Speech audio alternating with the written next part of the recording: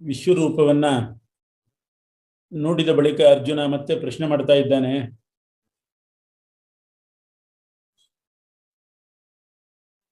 ಕೃಷ್ಣ, ನೀನು ಹೇಳಿದಂತೆ ಮಹಾಮಹಿಮೋಪೇತನಾದ ಮತ್ತು ಅಚಿಂತ್ಯ ಅದ್ಭುತ ದಿವ್ಯ ರೂಪದಿಂದ ಕೂಡಿದಂಥ ನಿನ್ನನ್ನ ಕರ್ಮಯೋಗದಿಂದ, ನೀ ಹೇಳಿದಂತೆ ಕರ್ಮಯೋಗದಿಂದ ಶುದ್ಧಾಂತಃಕರಣರಾಗಿ, ಅಂದರೆ ಕರ್ಮಯೋಗದಿಂದ ಅಂತಃಕರಣ ಶುದ್ಧಿ ಮಾಡಿಕೊಂಡು ನಿನ್ನನ್ನ ಯಾರು ಆರಾಧನೆ ಮಾಡ್ತಾರೋ, ಉಪಾಸನೆ ಮಾಡ್ತಾರೋ ಅವರು ಶ್ರೇಷ್ಠರೋ, ಅಥವಾ ಜಡ ಪ್ರಕೃತಿಗೆ ಅಭಿಮಾನಿಯಾಗಿರ್ತಕ್ಕಂಥ ಅಕ್ಷರ, ಅವ್ಯಕ್ತ ಮುಂತಾದ ಶಬ್ದವಾಚ್ಯಳಾಗಿರ್ತಕ್ಕಂಥ ಲಕ್ಷ್ಮಿಯ ಉಪಾಸನೆ ಮಾಡ್ತಾರೆ ಅವರು ಶ್ರೇಷ್ಠರೋ? ಯಾರು ಶ್ರೇಷ್ಠರು? ನಿನ್ನ ಉಪಾಸಕರು ಶ್ರೇಷ್ಠರೋ, ಲಕ್ಷ್ಮೀ ಉಪಾಸಕರು ಶ್ರೇಷ್ಠರೋ? ಇದು ಅರ್ಜುನನ ಪ್ರಶ್ನೆ. ಇದಕ್ಕೆ ಉತ್ತರ ಹಿಂದೆ ಬಂದಿದೆ. ಏಪ್ಯನ್ಯ ದೇವತಾ ಭಕ್ತಾ, ನನ್ನಲ್ಲೇ ಭಕ್ತಿ ಮಾಡಬೇಕು, ಅನ್ಯ ದೇವತಾ ಭಕ್ತರು ಶ್ರೇಷ್ಠರಲ್ಲ, ನನ್ನಲ್ಲೇ ಭಕ್ತಿ ಮಾಡಬೇಕು ಅಂತ ಕೃಷ್ಣ ಮೊದಲೇ ಹೇಳಿದ್ದಾನೆ. ಆದರೂ ಅರ್ಜುನನ ಸಂದೇಹ ಏನು ಅಂತಂದ್ರೆ, ಅನ್ಯ ದೇವತಾ ಭಕ್ತರು ಅಂತಂದ್ರೆ ರುದ್ರ, ಗಣಪತಿ, ಇಂದ್ರ, ಕುಮಾರಸ್ವಾಮಿ, ಆ ದೇವತಾ ಭಕ್ತಿ ಬಿಟ್ಬಿಡೋಣ. ಬೇಕಾದ್ರೆ ಲಕ್ಷ್ಮೀ ದೇವಿಯಲ್ಲಿ ಭಕ್ತಿ ಮಾಡಿದಾಗ ಅವರು ಶ್ರೇಷ್ಠರಾಗಬಹುದಲ್ಲ. ಅನ್ಯ ದೇವತೆ ಅಂತಂದ್ರೆ ಚತುರ್ಮುಖ ಬ್ರಹ್ಮಾದಿಗಳ ಭಕ್ತರು ಬೇಡ, ಅವರ ಉಪಾಸಕರು ಕನಿಷ್ಠರು. ಆದರೆ ಲಕ್ಷ್ಮೀ ದೇವಿಗೂ ಅವರಿಗೂ ವ್ಯತ್ಯಾಸ ಇದೆ. ಲಕ್ಷ್ಮೀ ದೇವಿ ಅವರೆಲ್ಲರಿಗಿಂತ ಮಹಾಮಹಿಮೋಪೇತಳು, ನಿತ್ಯ ಮುಕ್ತಳಾಗಿದ್ದಾಳೆ, ನಿತ್ಯ ಯೌವನ, ವೃದ್ಧಾಪ್ಯನೇ ಇಲ್ಲ, ನಿತ್ಯ ಯೌವನ, ಜ್ಞಾನಮಯಳಾಗಿದ್ದಾಳೆ, ಎಲ್ಲಾ ದೇವತೆಗಳಿಂದ ಪೂಜ್ಯಳಾಗಿದ್ದಾಳೆ. ಮತ್ತು ವೇದದಲ್ಲಿ ಈ ಮಾತೂ ಇದೆ, ಶ್ರಿಯಂ ವಸಾನಾಹ ಅಮೃತತ್ವಮಾಯನ್. ಶ್ರಿಯಂ ಲಕ್ಷ್ಮೀ ದೇವಿಯನ್ನ ವಸಾನಾಹ ಉಪಾಸನೆ ಮಾಡತಕ್ಕಂಥವರು ಅಮೃತತ್ವಮಾಯನ್ ಮೋಕ್ಷಕ್ಕೆ ಹೋದ್ರು ಅಂತ. ಲಕ್ಷ್ಮೀ ದೇವಿಗೆ ಮುಕ್ತಿ ಹೇತುತ್ವ, ಮೋಕ್ಷಪ್ರದತ್ವ, ಮುಕ್ತಿ ಕೊಡ್ತಾಳೆ. ಲಕ್ಷ್ಮೀ ದೇವಿನ ಉಪಾಸನೆ ಮಾಡಿದವರು ಮೋಕ್ಷಕ್ಕೆ ಹೋಗ್ತಾರೆ ಅನ್ನೋ ಮಾತು ವೇದದಲ್ಲೇ ಇದೆ. ಆದ್ದರಿಂದ ಅರ್ಜುನನ ಸಂದೇಹ, ಇತರ ದೇವತಾ ಭಕ್ತಿ ಬಿಟ್ಬಿಡೋಣ ಬೇಕಾದ್ರೆ, ಆದರೆ ನಿನ್ನ ಉಪಾಸಕರು ಶ್ರೇಷ್ಠರೋ, ಲಕ್ಷ್ಮೀ ಉಪಾಸಕರು ಶ್ರೇಷ್ಠರೋ ಅದನ್ನೇ ಕೇಳ್ತಾ ಇದ್ದಾನೆ. ಮತ್ತು ಲೌಕಿಕವಾಗಿ ವಿಚಾರ ಮಾಡಿದರೂ ಕೂಡ ಮೋಕ್ಷ ಅಂದ್ರೇನು? ಭಗವಂತನ ಸ್ಥಾನ, ಭಗವಂತನ ಮಂದಿರ. ನಮ್ಮನೆಗೆ ಬನ್ನಿ ಅಂತ ಕರೆಯುವ ಅಧಿಕಾರ ಗಂಡನಿಗಿದ್ದಂತೆ ಹೆಂಡತಿಗೂ ಇದ್ದೇ ಇದೆ. ತನಗೆ ಬೇಕಾದವ್ರನ್ನ ಮನೆಗೆ ಗಂಡ ಕರೀತಾನೆ, ತನಗೆ ಬೇಕಾದವ್ರನ್ನ ಮನೆಗೆ ಲಕ್ಷ್ಮೀ ದೇವಿ ಕರೀತಾಳೆ. ಆದ್ರಿಂದ ಲಕ್ಷ್ಮೀ ಉಪಾಸನೆ ಮಾಡಿ ಲಕ್ಷ್ಮೀ ದೇವಿಗೆ ಬೇಕಾದವರಾಗಿ ಬಿಟ್ರೆ ಅವಳು ಸ್ವಾಗತ ಮಾಡ್ತಾಳೆ ತನ್ನ ಮನೆಗೆ, ಅದೇ ಮೋಕ್ಷ. ಲೋಕದಲ್ಲಿ ಹೀಗೂ ಉಂಟಲ್ವ ಅಂತ ಇದು ಪ್ರಶ್ನೆ. ಅದಕ್ಕೆ ಕೃಷ್ಣ ಹೇಳ್ತಾ ಇದ್ದಾನೆ, ಹೌದು, ಲಕ್ಷ್ಮೀ ಉಪಾಸನೆ ಮಾಡಿದ್ರೆ ಮೋಕ್ಷ ಆಗ್ತದೆ ಅಂತ ವೇದದಲ್ಲಿದೆ. ಲೌಕಿಕವಾಗಿಯೂ ಕೂಡ ಲಕ್ಷ್ಮೀ ಉಪಾಸಕರು ಲಕ್ಷ್ಮೀ ಮನೆಗೆ ಅಂದ್ರೆ ಪರಮಾತ್ಮನ ಮನೆಗೆ ಹೋಗಬಹುದು. ಅವ್ಯಕ್ತೋಪಾಸಕರಿಗಿಂತ ಅಂದ್ರೆ ಲಕ್ಷ್ಮೀ ಉಪಾಸಕರಿಗಿಂತ ನನ್ನ ಉಪಾಸಕರೇ ಶ್ರೇಷ್ಠರು. ನನ್ನಲ್ಲೇ ಚೆನ್ನಾಗಿ ಮನಸ್ಸಿಟ್ಟು, ದೃಢವಾದ ಮನಸ್ಸಿಟ್ಟು ಕರ್ಮಯೋಗ, ಧ್ಯಾನ ಯೋಗ ಇವುಗಳನ್ನು ಮೈಗೂಡಿಸ್ಕೊಂಡು ಪರಯಾ ಶ್ರದ್ಧೆಯೋಪೇತ, ಉತ್ತಮವಾದ ಶ್ರದ್ಧೆಯಿಂದ ಕೂಡಿ ನನ್ನನ್ನು ಉಪಾಸನೆ ಮಾಡಿದರೆ ಅವರೇ ಯುಕ್ತತಮಃ, ಮೋಕ್ಷೋಪಾಯ ಅನುಷ್ಠಾನ ಮಾಡುವವರಲ್ಲಿ ಶ್ರೇಷ್ಠರು ಅಂತ ಅರ್ಥ. ಯಾಕೆ ನನ್ನ ಉಪಾಸನೆಯೇ ಮೋಕ್ಷೋಪಾಯಗಳಲ್ಲಿ ಬಹಳ ಶ್ರೇಷ್ಠವಾದ್ದು ಲಕ್ಷ್ಮೀ ಉಪಾಸನೆಗಿಂತ. ಲಕ್ಷ್ಮೀ ದೇವಿಯನ್ನು ಉಪಾಸನೆ ಮಾಡಬಹುದು, ಆದರೆ ಕೃಷ್ಣ ಅಲ್ಲಿ ಪರ್ಯುಪಾಸತೆ ಅಂತಾನೆ. ಪರ್ಯುಪಾಸತೆ ಅಂತಂದ್ರೆ ಉಪಾಸತೆ ಬೇರೆ, ಪರ್ಯುಪಾಸತೆ ಬೇರೆ ಶಬ್ದ. ವಿಶೇಷವಾಗಿ ಉಪಾಸನೆ ಮಾಡಬೇಕಾಗ್ತದೆ ಲಕ್ಷ್ಮೀ ಉಪಾಸನೆ ಮಾಡುವವರು. ಬಹಳ ಚೆನ್ನಾಗಿ ಉಪಾಸನೆ ಮಾಡಬೇಕಾಗ್ತದೆ. ಏನು ಚೆನ್ನಾಗಿ ಉಪಾಸನೆ ಮಾಡೋದು ಅಂದ್ರೆ ಏನು? ಲಕ್ಷ್ಮೀ ದೇವಿಯು ಅಕ್ಷರ ಶಬ್ದ ವಾಚ್ಯಳಾಗಿದ್ದಾಳೆ. ಅಂದ್ರೆ ನಾಶರಹಿತಳು, ಅತ್ಯಂತ ಸೂಕ್ಷ್ಮಳು, ಅಪ್ರಸಿದ್ಧಳಾಗಿದ್ದಾಳೆ. ಪೂರ್ತಿ ಲಕ್ಷ್ಮೀ ದೇವಿಗೆ ಯಾರಿಗೂ, ಅವಳ ಬಗ್ಗೆ ಯಾರಿಗೂ ಹೇಳಲಿಕ್ಕೆ ಸಾಧ್ಯ ಇಲ್ಲ. ಪೂರ್ತಿಯಾಗಿ ಲಕ್ಷ್ಮೀ ದೇವಿ ಯಾರಿಗೂ ಪ್ರಸಿದ್ಧಳಲ್ಲ. ಜಗತ್ತಿಗೆ ಉಪಾದಾನವಾದಂಥ ಜಡ ಪ್ರಕೃತಿಗೆ ಅಭಿಮಾನಿ. ಆದ್ರಿಂದ ಅವ್ಯಕ್ತ ಅಂತ ಅವಳಿಗೆ ಹೆಸರು.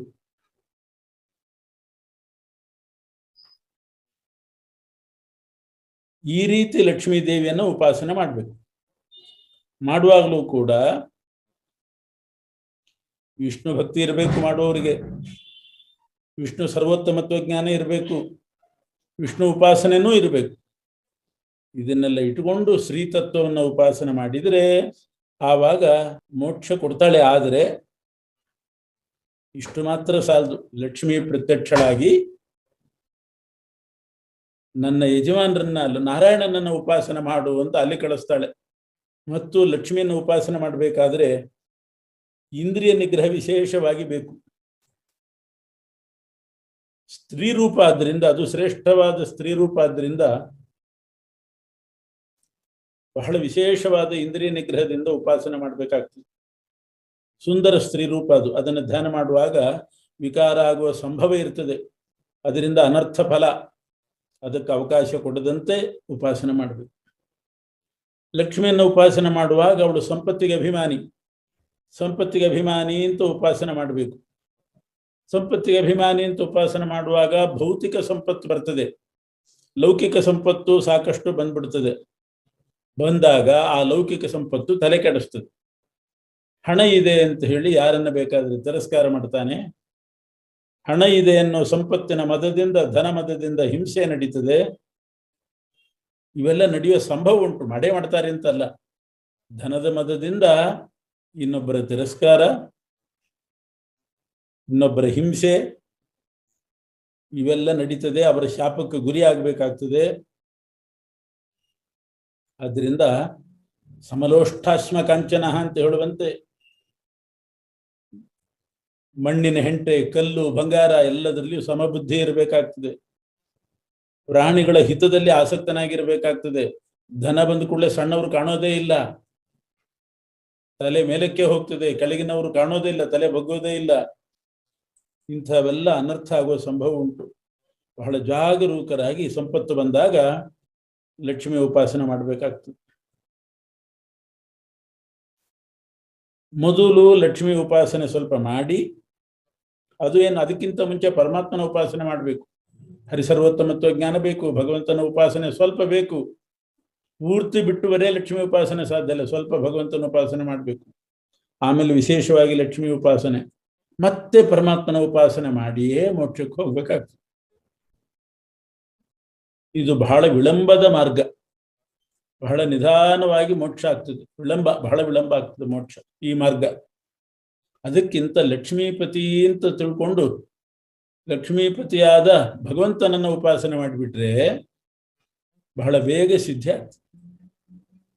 ಅಕಸ್ಮಾತ್ ಇಂದ್ರಿಯ ನಿಯಮನ ಇಲ್ಲದೆ ಹೋದರೂ ಕೂಡ ಅವನು ಪರಮಾತ್ಮನ ಉಪಾಸನೆ ಮಾಡ್ತಾ ಇರೋದ್ರಿಂದ ಪರಮಾತ್ಮ ತಾನೇ ಇಂದ್ರಿಯ ನಿಗ್ರಹವನ್ನು ಕೊಟ್ಟು ದಯಪಾಲಿಸಿ ಇಂದ್ರಿಯ ಸಂಯಮ ಅವನಿಗೆ ಕೊಟ್ಟು ಉಪಾಸನೆ ಮಾಡಿಸ್ಕೋತಾನೆ. ಲಕ್ಷ್ಮಿ ಹಾಗೆ ಮಾಡೋದು.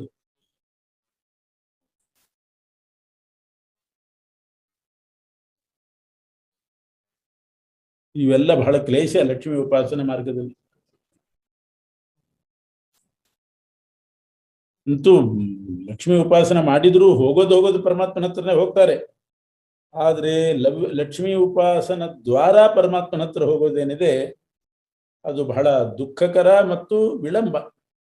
ಅದಕ್ಕೆ ಲಕ್ಷ್ಮಿ ಉಪಾಸನೆ ಹೇಳುವಾಗ ಗೀತೆಯಲ್ಲಿ ಪರ್ಯುಪಾಸತೆ ಅಂತಾರೆ. ಪರಮಾತ್ಮ ತನ್ನ ಉಪಾಸನೆ ಹೇಳುವಾಗ ಉಪಾಸತೆ ಅಂತ ಅಷ್ಟೇ ಬಳಸ್ತಾನೆ ಶಬ್ದ. ಏತು ಸರ್ವಾಣಿ ಕರ್ಮಾಣಿ ಮೈ ಸನ್ಯಸ್ಯ ಮತ್ಪರಾಹ ಅನನ್ಯೇನೈವ ಯೋಗೇನ ಮಾಂ ಧ್ಯಾಯಂತ ಉಪಾಸತೆ. ಸರ್ವ ಕರ್ಮಗಳನ್ನ ನನಗೆ ಸಮರ್ಪಣೆ ಮಾಡಿ, ಅಂದ್ರೆ ಸರ್ವಸ್ವತಂತ್ರ ಶ್ರೀಹರಿಯೇ ನನ್ನಲ್ಲಿದ್ದುಕೊಂಡು ತಾನೇ ತನ್ನ ಪೂಜೆ ಮಾಡಿಸ್ಕೊಂಡಿದ್ದಾನೆ. ತಂದೆ ಮಗನ ಕೈಲಿ ತಾನೇ ನಮಸ್ಕಾರ ಮಾಡು ಅಂತ ಮಾಡಿಸ್ಕೊಳ್ಳೋ ಹಾಗೆ ಭಗವಂತ ಮಾಡಿಸ್ಕೋತಾ ಇದ್ದಾನೆ ಅಂತ ಅನುಸಂಧಾನವೇ ಸಮರ್ಪಣೆ. ಇಷ್ಟು ಮಾಡಿ ಪರಮಾತ್ಮನ ಸರ್ವೋತ್ತಮತ್ವವನ್ನು ತಿಳಿದ್ರೆ ಆವಾಗ ಭಗವಂತನ ಉಪಾಸನೆ ಆಗ್ತದೆ.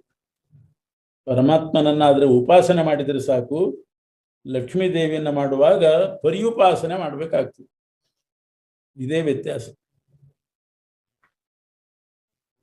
ಲಕ್ಷ್ಮೀ ಉಪಾಸನೆ ಮಾಡಲಿಕ್ಕೆ ಮಾಡಿ ಲಕ್ಷ್ಮಿಯನ್ನ ಅಪರೋಕ್ಷ ಮಾಡ್ಕೋಬೇಕು. ಆಮೇಲೆ ಭಗವಂತನ ಉಪಾಸನೆ ಮಾಡಿ ಭಗವಂತನ ಅಪರೋಕ್ಷ. ಲಕ್ಷ್ಮೀ ಉಪಾಸನೆ ಮಾಡುವ ಕಾಲದಲ್ಲೇನೆ ಅಷ್ಟು ವೇಳೆಯಲ್ಲೇನೆ ಭಗವಂತನ ಸಾಕ್ಷಾತ್ಕಾರ ಮಾಡ್ಕೋಬಹುದು. ಲಕ್ಷ್ಮೀಪತಿಯಾದ ಪರಮಾತ್ಮನನ್ನೇ ಉಪಾಸನೆ ಮಾಡಿಬಿಟ್ರೆ, ಲಕ್ಷ್ಮೀ ಉಪಾಸನೆಗೆ ಎಷ್ಟು ವೇಳೆ ಹಾಕ್ತೀವೋ ಅಷ್ಟೇ ವೇಳೆಯಲ್ಲಿ ಪರಮಾತ್ಮನ ಸಾಕ್ಷಾತ್ಕಾರವೇ ಆಗಿಬಿಡ್ತದೆ. ಉಪಾಸನೆನೂ ಆಗಿ ಸಾಕ್ಷಾತ್ಕಾರ ಆಗ್ತದೆ. ಆದರೆ ಲಕ್ಷ್ಮಿಯನ್ನು ಹಿಡಿದ್ರೆ ಲಕ್ಷ್ಮೀ ಉಪಾಸನೆ ಆಗಿ ಲಕ್ಷ್ಮಿಯ ಸಾಕ್ಷಾತ್ಕಾರ ಆಗಿ ಮತ್ತೆ ಪುನಃ ಪರಮಾತ್ಮನ ಉಪಾಸನೆ ಮಾಡಿ ಬಹಳ ವಿಳಂಬ ಇದೆ. ಹೀಗೆ ಬಹಳ ಕ್ಲೇಶೋಧಿಕತರಸ್ತೇಷಾಂ, ಬಹಳ ಕ್ಲೇಶ ಇದೆ ಲಕ್ಷ್ಮೀ ಉಪಾಸನೆ ಮಾರ್ಗದಲ್ಲಿ. ಆದ್ರಿಂದ ನನ್ನಲ್ಲೇ ಮನಸ್ಸಿಡು, ನನ್ನನ್ನು ತಿಳ್ಕೋ. ನನ್ನಲ್ಲಿ ಸ್ಥಿರವಾಗಿ ಮನಸ್ಸಿಡ್ಲಿಕ್ಕೆ ಸಾಧ್ಯವಾಗದೆ ಹೋದರೆ ಅಭ್ಯಾಸ ಮಾಡು. ಪದೇ ಪದೇ ಮನಸ್ಸು ಹೊರಗೆ ಹೋದಂತೆ ವಾಪಸ್ ಎಳ್ಕೊಂಡು ಬಾ, ಮತ್ತೆ ಪರಮಾತ್ಮನಲ್ಲಿಡು. ಸ್ವಲ್ಪ ಹೊತ್ತಿನಲ್ಲಿ ಮತ್ತೆ ಹೋದರೆ ಮತ್ತೆ ಪರಮಾತ್ಮನಲ್ಲಿ ತಂದಿಡು. ಇದು ಸಾಧ್ಯವಾಗದೆ ಹೋದರೆ ಭಗವಂತನಿಗೆ ಪ್ರೀತಿಯಾಗುವ ಕರ್ಮಗಳು, ಜಪ, ಸಂಧ್ಯಾ ವಂದನೆ, ಉಪಾಸನೆ, ದೇವಾಲಯ ಪ್ರದಕ್ಷಿಣೆ, ನಮಸ್ಕಾರ, ಹೋಮ, ಇದನ್ನ ಮಾಡು. ಅದಕ್ಕೂ ಶಕ್ತಿ ಇಲ್ಲ ಅಂತಾದ್ರೆ ಇತರ ದೇವತೆಗಳನ್ನೇ ಉಪಾಸನೆ ಮಾಡು. ಆದರೆ ಕೊನೆಯಲ್ಲಿ ಅದನ್ನು ನನಗೆ ಅರ್ಪಣೆ ಮಾಡು. ಕೃಷ್ಣಾರ್ಪಣ ಮಸ್ತು ಅಂತ ನನಗೆ ಅರ್ಪಣೆ ಮಾಡು. ಹೀಗೆ ಸರ್ವಕರ್ಮ ಫಲತ್ಯಾಗ ಮಾಡಿ ನನ್ನಲ್ಲಿ ಮನಸ್ಸಿಡ್ಲಿಕ್ಕೆ ಆರಂಭ ಮಾಡು. ಹೀಗೆ ಹಂತ ಹಂತವಾಗಿ ಹೇಳ್ತಾನೆ. ಸ್ಥಿರ ಧ್ಯಾನ ಒಂದೇ ಸಲ ಮಾಡ್ಲಿಕ್ಕೆ ಆಗುವುದಿಲ್ಲ, ಅಭ್ಯಾಸ ಮಾಡಬೇಕು. ಅದು ಆಗದಿದ್ರೆ ನಿತ್ಯ ಕರ್ಮ ಏನಿದೆ ಭಗವಂತನ ಭಾಗವತ ಧರ್ಮ ಅದನ್ನು ಅನುಷ್ಠಾನ ಮಾಡು. ಪುರಾಣ ಕಥಾ ಶ್ರವಣ, ಸ್ನಾನ, ಸಂಧ್ಯಾ ಇತ್ಯಾದಿಗಳು. ಅದು ಮಾಡ್ಲಿಕ್ಕೆ ಆಗ್ಲಿಲ್ಲ, ಆಸೆ ಇತ್ತು, ಏನೇನೋ ಆಸೆ ಇತ್ತು ಅಂದ್ರೆ ಅದನ್ನು ಪೂರೈಸ್ತಾರೆ ಅಂತನ್ನೋ ದೃಷ್ಟಿಯಿಂದ ಇತರ ದೇವತೋಪಾಸನೆ ಮಾಡೋದಾದ್ರೆ ಮಾಡು. ಕೊನೆಯಲ್ಲಿ ನನಗೆ ಅರ್ಪಣೆ ಮಾಡು. ಅಶಕ್ತರಿಗೂ ಕೂಡ ಏನ್ ಮಾಡಬಹುದು ಅನ್ನೋದನ್ನ ಪರಮಾತ್ಮ ತಿಳಿಸಿದ್ದಾರೆ.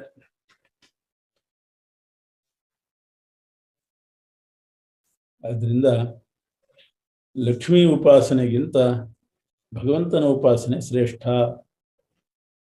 ಕೆಲವರು ಇದನ್ನ ನಿರ್ಗುಣೋಪಾಸನೆ ಶ್ರೇಷ್ಠವೋ ಸಗುಣೋಪಾಸನೆ ಶ್ರೇಷ್ಠವೋ ಹೀಗೆಲ್ಲ ವಿಚಾರ ಮಾಡಿದ್ದಾನೆ ಕೃಷ್ಣ ಈ ಅಧ್ಯಾಯದಲ್ಲಿ ಅಂತ ಹೇಳ್ತಾರೆ. ಅದಲ್ಲ, ಲಕ್ಷ್ಮೀ ಉಪಾಸನೆ ಮತ್ತು ಪರಮಾತ್ಮನ ಉಪಾಸನೆಯಲ್ಲಿ ಏನು ವ್ಯತ್ಯಾಸ ಅನ್ನೋದನ್ನ ತಿಳಿಸಿದ ಅಧ್ಯಾಯ ಇದು. ಇನ್ನು ಮುಂದೆ ಪರಮಾತ್ಮನ ಧ್ಯಾನ ಮಾಡಬೇಕಾದ್ರೆ ಧ್ಯಾನ ಯೋಗಿಗೆ ಅವಶ್ಯವಾಗಿ ಬೇಕಾಗಿರ್ತಕ್ಕಂಥ ಕೆಲವು ಗುಣಧರ್ಮಗಳನ್ನ ಹೇಳ್ತಾ ಇದ್ದಾನೆ. ಏನೇನು, ಯಾರು ಅಧಿಕಾರಿಗಳು, ಯಾರು ಅರ್ಹರು, ಏನು ಗುಣ ಸಂಪಾದನೆ ಮಾಡಬೇಕು ನಾವು ಅನ್ನೋದನ್ನ ಶ್ರೀಕೃಷ್ಣ ವಿವರಿಸ್ತಾ ಇದ್ದಾನೆ. ಮತ್ತು ತಾರತಮ್ಯ ಹೇಳ್ತಾನೆ ಸಾಧನಗಳಲ್ಲಿ. ಅಭ್ಯಾಸಕ್ಕಿಂತ ಜ್ಞಾನ ಶ್ರೇಷ್ಠ, ಜ್ಞಾನ ಇಲ್ಲದ ಅಭ್ಯಾಸ.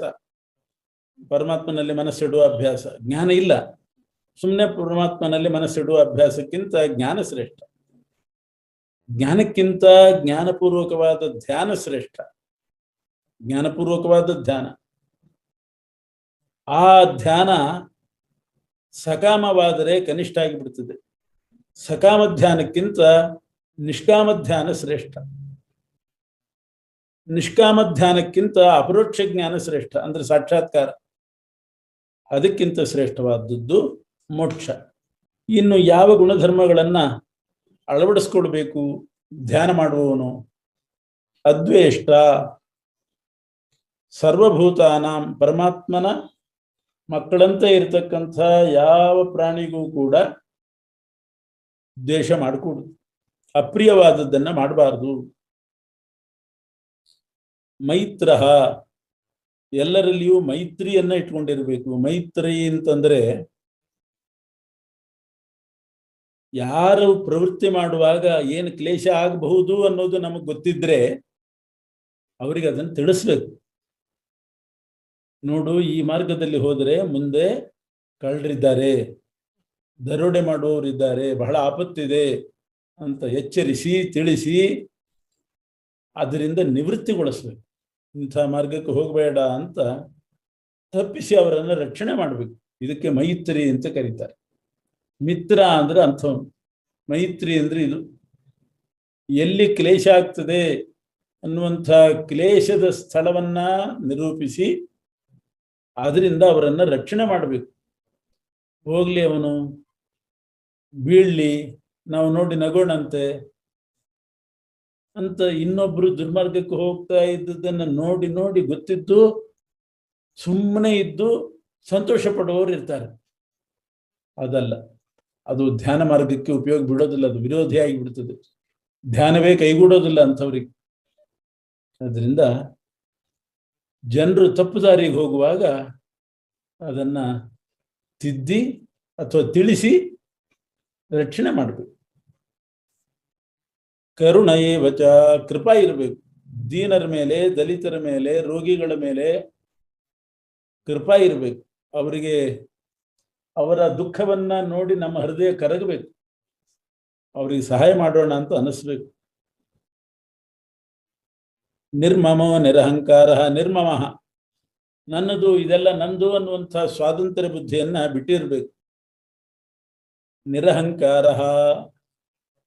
ಇಲ್ಲದೇ ಇರುವ ಗುಣಗಳನ್ನ, ತನ್ನಲ್ಲಿ ಇಲ್ಲದೆ ಇರೋ ಗುಣಗಳನ್ನ ಆರೋಪ ಮಾಡಿಕೊಂಡು ನಾನಿಂಥ ಗುಣವಂತ ಅಂತ ಅಭಿಮಾನ ಮೋಹ ಪಡ್ತಕ್ಕವನು ಅಹಂಕಾರಿ. ಆ ಥರ ಆಗಿರಬಾರ್ದು.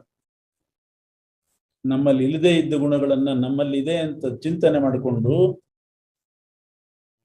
ಅಭಿಮಾನ, ಸ್ವಾತ್ಮಾಭಿಮಾನ ಮಾಡಿಕೊಂಡು ಮೋಹಕ್ಕೊಳಗಾಗೋದು ಆಗ್ಬಾರ್ದು. ಸಮದುಃಖ ಸುಖ, ದುಃಖ ಹೇಗೆ ಹೇಯವೋ ತ್ಯಾಜ್ಯವೋ ಅದರಂತೆ ಸುಖವು ಅಂದ್ರೆ ಭೌತಿಕ ಸುಖ ಅದು ಕೂಡ ತ್ಯಾಜ್ಯ, ಅದು ಶಾಶ್ವತ ಸುಖಕ್ಕೆ ವಿರೋಧಿ ಅನ್ನುವಂಥ ಭಾವನೆ ಉಳ್ಳವನಾಗಿರ್ಬೇಕು. ಅವನಿಗೆ ಸಮದುಃಖ ಸುಖ ಅಂತ ಕರೀತಾರೆ. ದುಃಖ ಆದ್ರೆ ನಮಗೆ ಬೇಡ ಅಂತೀವಿ, ಹಂಗೆ ಭೌತಿಕ ಸುಖನೂ ಕೂಡ ಬೇಡ ಅಂತಲೇ ಅನ್ನಬೇಕು. ಯಾಕೆ? ಅದರಲ್ಲೇ ಅಭಿರುಚಿ ಬಂದ್ಬಿಟ್ರೆ ಶಾಶ್ವತ ಸುಖ ತಪ್ಪಿ ಹೋಗ್ತದೆ. ಕೆಲವು ತೊಂದರೆಗಳಾಗಬಹುದು, ಆವಾಗ ಸಹನೆ ಬೇಕು. ಕ್ಷಮಿ, ಸಂತುಷ್ಟ ಸತತಂ, ಸಂತೋಷ ಉಳ್ಳವನಾಗಿರ್ಬೇಕು. ಅಂದ್ರೆ ಅಲಂಬುದ್ಧಿ, ದೇವರು ಏನು ಕೊಟ್ಟದ್ರಲ್ಲಿ ತೃಪ್ತಿ ಇರಬೇಕು ಅಂತ ಅರ್ಥ. ಸಾಕು, ನನಗಿಷ್ಟು ಸಾಕು, ಇಷ್ಟು ಕೊಟ್ಟಿದ್ದಾನಲ್ಲ ಇದೇ ಪರಮಾನುಗ್ರಹ ಅನ್ನೋ ಬುದ್ಧಿ ಬೇಕು. ಅತೃಪ್ತಾತ್ಮನಾಗಿರಬಾರ್ದು. ಅದು ಕೊಡ್ಲಿಲ್ಲ ಇದು ಕೊಡ್ಲಿಲ್ಲ ಅಂತ ಕೊರಗಬಾರ್ದು. ಯೋಗಿ, ಕರ್ಮಯೋಗ, ಧ್ಯಾನ ಯೋಗ ಇದೆಲ್ಲ ಸಾಕ್ಷಾತ್ಕಾರಕ್ಕೆ ಉಪಾಯಗಳು. ಅದರ ಅನುಷ್ಠಾನದಲ್ಲಿ ತೊಡಗಿರಬೇಕು. ಯಥಾತ್ಮ,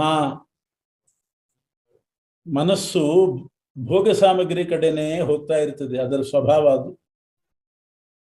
ಅದನ್ನ ನಿಯಂತ್ರಣ ಮಾಡಬೇಕು ಆ ಮನಸ್ಸನ್ನ. ದೃಢ ನಿಶ್ಚಯ, ಗ್ರಂಥಗಳ ಮೇಲೆ, ಗುರುಗಳು ಹೇಳಿದ್ದರ ಮೇಲೆ ಇದು ಅಪ್ರಮಾಣ ಅನ್ನುವ ಸಂಶಯನೂ ಪಡದೆ ತತ್ವನಿಶ್ಚಯ ಉಳ್ಳವನಾಗಿರಬೇಕು. ದೃಢವಾದ ತತ್ವನಿಶ್ಚಯ. ಮೈಯರ್ಪಿತ ಮನೋಬುದ್ಧಿ, ತನ್ನ ಮನಸ್ಸು ಬುದ್ಧಿ ಎಲ್ಲವನ್ನ ಭಗವಂತನಿಗೆ ಅರ್ಪಣೆ ಮಾಡಬೇಕು. ಇದು ದೇವರಿಗೆ ಅರ್ಪಣೆ ಮಾಡಲಿಕ್ಕೆ ಮನಸ್ಸು ಕೊಟ್ಟಿರೋದು ನಮಗೆ. ಬುದ್ಧಿವಂತರಾಗಿರ್ತೀವಿ, ಈ ಬುದ್ಧಿಯಿಂದ ಭಗವಂತನನ್ನ ನಾವು ಚಿಂತನೆ ಮಾಡಬೇಕು, ಭಗವಂತನಿಗೆ ಅರ್ಪಣೆ ಮಾಡಬೇಕು ಅನ್ನುವ ಎಚ್ಚರಿಕೆ ಬೇಕು. ಪ್ರತಿ ಶ್ಲೋಕದಲ್ಲಿ ಇದನ್ನು ಹೇಳ್ತಾನೆ, ಇಂಥವರೇ ನನಗೆ ಪ್ರಿಯರು, ಇಂಥವರೇ ನನಗೆ ಪ್ರಿಯರು, ಅವರೇ ಧ್ಯಾನಕ್ಕೆ ಅರ್ಹರು ಅಂತ ಅರ್ಥ. ಧ್ಯಾನಕ್ಕೆ ಅರ್ಹನಾದವನು ಯಾರು ಅಂದ್ರೆ ಅವನಿಂದ ಜನರು ಹೆದರಿರಬಾರ್ದು. ಇಡೀ ಲೋಕಕ್ಕೆ ಜನರಿಗೆಲ್ಲ ಭಯಂಕರನಾಗಿರಬಾರ್ದು. ಎಲ್ಲರೂ ಸರಳವಾಗಿ ಅವನ ಬಳಿ ಸಾಕ್ತಿರ್ಬೇಕು. ಅವ್ರ ಹತ್ತಿರ ಹೋಗ್ಲಿಕ್ಕೆ ಹೆದರಿಕೆ ಬರುವ ರೀತಿಯಲ್ಲಿ ವರ್ತನೆ ಇರಕೂಡುದು. ತಾನು ಇನ್ನೊಬ್ಬರಿಗೆ ಹೆದರಬಾರ್ದು.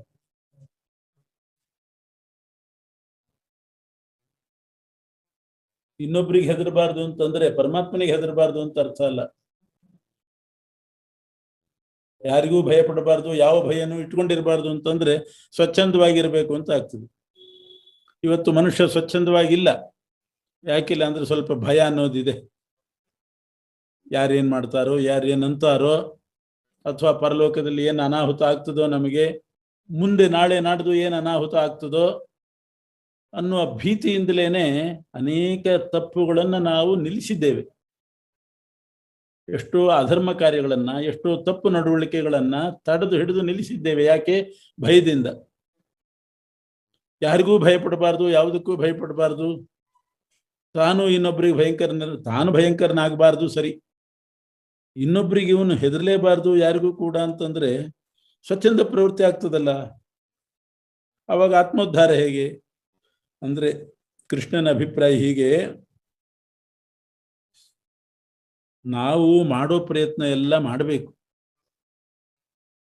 ಅದರಲ್ಲಿ ಏನೋ ಲೋಪದೋಷಗಳು ನಮಗೆ ಗೊತ್ತಿಲ್ಲದಂತೆ ಆಗಿ ಕೈಮೀರಿ ಫಲ ಸಿಗದೆ ಇದ್ದಾಗ ಭಯಪಡಬಾರ್ದು ಅಂತ ಅರ್ಥ.